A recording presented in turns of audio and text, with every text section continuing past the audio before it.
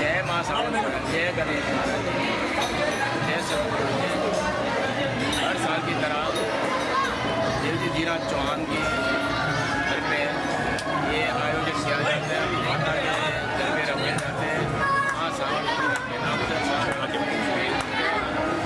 हर साल की तरह भंडारा टाइप का होता है और प्रसाद दी जाती है।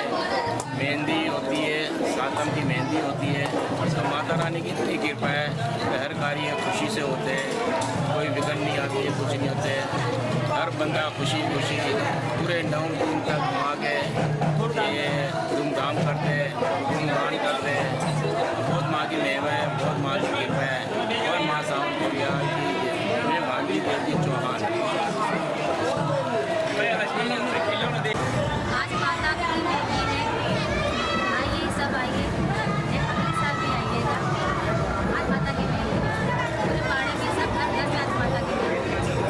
और आज मेहंदी के दौरान हमारी बेटियां, बहू, बच्चे सब मिलके माता का उत्सव मनाते हैं। तो मेहंदी की हमको अच्छा और तो कुछ हमें आता नहीं है। आइए हमें सेवा करें। जय माता।